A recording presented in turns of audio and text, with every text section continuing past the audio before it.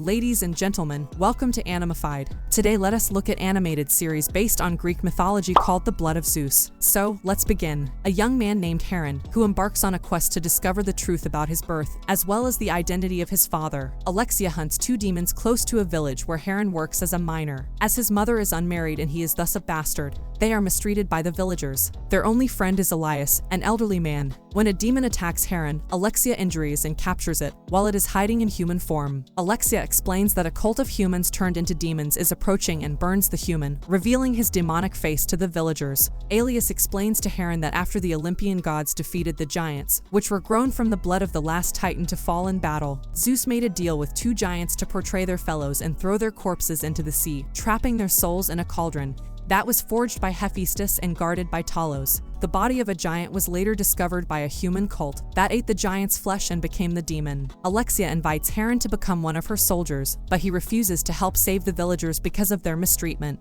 Men from the village accuse Charon's mother of being a demon and attempt to burn her, only for her to burn herself to prove she is human after they beat Charon, knowing war is coming. Elias tells Charon to mine the powerful metal adamantine from the top of a mountain to forge a sword. Elias, revealed to be Zeus in disguise, is confronted by Ares, who surprises Zeus and wants Charon to lead mankind.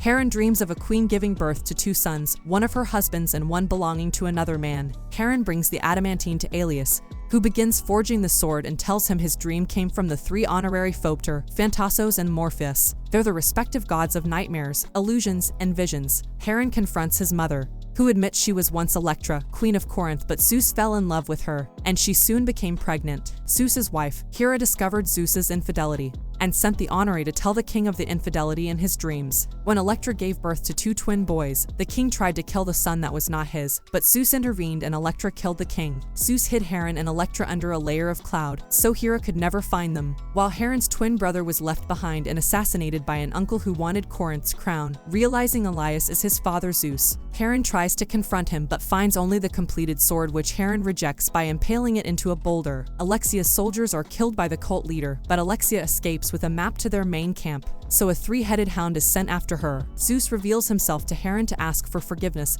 but leaves after Charon rejects him. Alexia arrives with the hound chasing her, so she flees with Charon. Hera swears to kill Electra and Charon, so Zeus threatens her to leave Electra's life in the hands of the fates. In secret, Zeus removes the protective clouds so he can see Charon. The demons attack, so the villagers flee to safety through Charon's iron mine. Charon causes a rockslide, crushing several demons, so the demon's leader tries to kill him, Charon only surviving when Zeus sends him telepathic warnings. Electra manages to hide from the demons, but the demon's leader Seraphim demand the villagers tell him where Alexia is. Zeus hides Alexia's scent with a rose bush. Seeing Zeus actively intervening, Hera decides to intervene herself and redirects the Cerberus to Electra. Hera and the other gods confront Zeus, reminding him Electra's life is supposed to be in the hands of the fates. According to Zeus's own laws, they would be within their rights to execute Zeus, to preserve peace among themselves. Zeus is forced to watch as Seraphim execute Electra and take Charon captives to turn him into a demon. Hera gloats at Zeus's misery, while Seraphim take Electra's necklace commemorating Charon and his deceased brother. Alexia comes across Zeus disguised as Elias mourning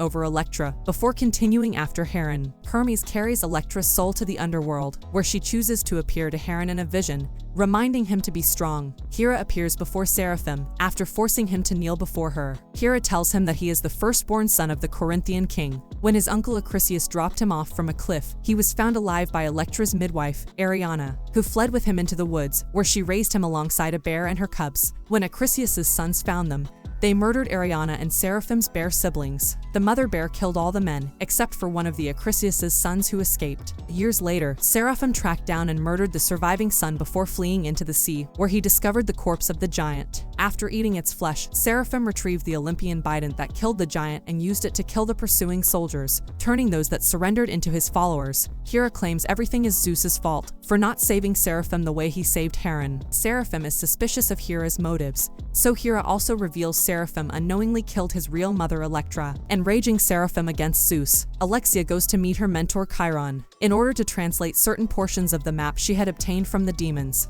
Chiron reveals that the map provides a path through the labyrinth, where the body of the giant that created the demons is hidden. Alexia tries to leave with this information, but Chiron reveals he has betrayed her to the demons to protect his people. He surrenders Alexia and the map to Seraphim, but not before completely covering the map in mud. Hera leads Seraphim to the sword that Zeus forged for Heren. She states that the sword can cut through anything, including the automated Talos that protects the chest that holds the souls of the giants. She also demands that Seraphim kill Heren, who has been taken on board a galley, where he conspires with other prisoners to break from their shackles and take control of the ship. Hermes reveals to Zeus that he saw Hera conspire with Seraphim, and this revelation pushes Zeus to the edge and rains lightning to earth to protect Heren from Seraphim. Saved by Zeus, Eren is taken to Olympias, while Alexia and the other prisoners are directed to go to the entrance of the labyrinth. Even though the map was destroyed, Seraphim is directed by Hera to find an artifact called the Cauldron of Darkness. Zeus tries to appease Hera and swear his devotion to her, but she only intends to accept if Heren is killed. Zeus refuses the condition and Hera leaves with her followers to Hades,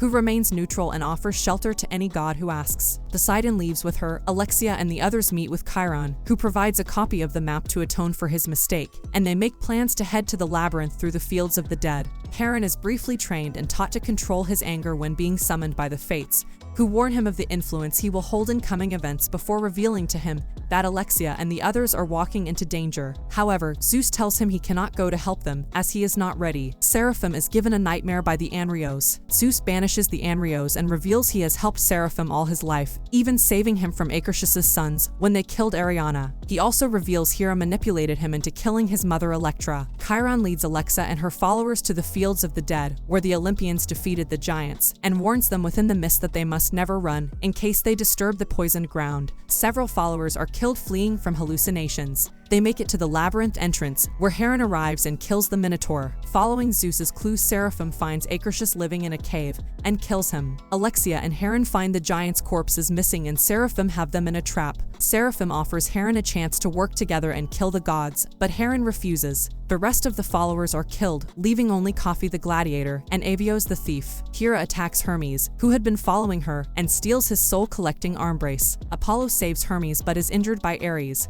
who throws Apollo's body into the sea. Seraphim locates the cauldron and escapes Talos using Heren's sword. Hera releases the giant souls, returning them to their bodies, before fatally injuring Zeus, while disguised as Hermes. As Zeus lies dying, the giants begin marching on Olympus. Hera offers the giants the oceans if they kill Zeus. Overhearing this, Poseidon returns to Olympus with Apollo. Zeus used his lightning to close his wound and reveals where Hera has the cauldron. As the battle for Olympus begins, Heren, Alexia, Kofi, and Avios infiltrate the demons' camp. Zeus and Poseidon kill most of the demons and giants, so Hera attacks Zeus. Heren realizes the cauldron is being held high in the sky by Hera's crows. Zeus overpowers Hera, allowing Heren to retrieve the cauldron. While the leader of the giants wounds Zeus, Hera is betrayed and almost killed by the giants' leader, but Zeus sacrifices his own life to save her. Seraphim severs Hera's right arm, taking the cauldron while Hera flees. Heren engages Seraphim in a fistfight, accepting Zeus's training. Heren stabs through his own chest with Seraphim's bident, impaling Seraphim as well, and summons Zeus's lightning to finally kill Seraphim. Heren reaches the cauldron and once more traps all the giant souls inside, ending the battle. The next morning, Heren reunites with his friends and is welcomed to Olympus by his several demigod half-brothers. Seraphin's soul awakens in the underworld, where the bident is retrieved by its true owner Hades, who offer Seraphim freedom from eternal punishment if he kneels to Hades, as he once knelt to Hera. So, that's it for this video. If you enjoyed, be sure to like and subscribe for more. See you in the next video. Peace.